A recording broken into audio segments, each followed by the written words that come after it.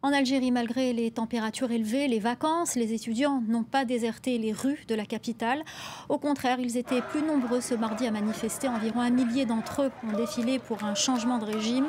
Nous retrouvons tout de suite notre correspondant à Alger, Monsef Aïd Kassi. Monsef, la mobilisation est toujours là et pourtant, le dispositif policier était important et la répression se fait de plus en plus sentir. Plus ou moins, oui, mais je rappelle d'abord, Myriam, que ce 26e mardi de mobilisation estudiantine coïncide avec deux dates phares en Algérie, le 63e anniversaire du congrès de la Soumam et la journée nationale du Moudjahid, l'occasion pour les étudiants qui ont battu le pavé ce mardi d'appeler une nouvelle fois à la libération du Moudjahid Makhtar Bourga'a, emprisonné depuis fin juin. La veille, s'exprimant pourtant à l'occasion de la célébration de cette date, le président par intérim Abdelkader Ben Salah a appelé à renouveler justement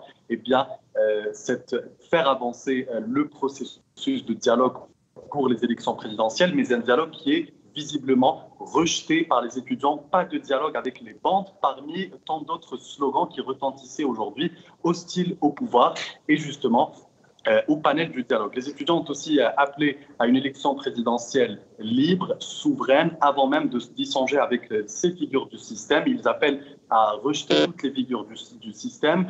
Hommes, femmes, citoyens, jeunes et moins jeunes ont rejoint les étudiants aujourd'hui pour, disent-ils, renforcer la mobilisation car réduite en raison des vacances d'été. La manifestation a été pacifique, si ce n'est, vous le disiez, la répression, comme par exemple la vérification de téléphones, de portables et leur saisie, mais le tout dans le pacifisme.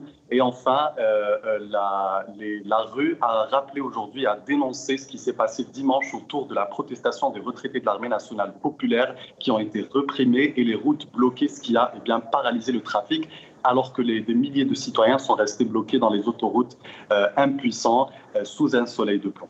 Merci beaucoup, Monsef Aïd Kassi, pour toutes ces précisions.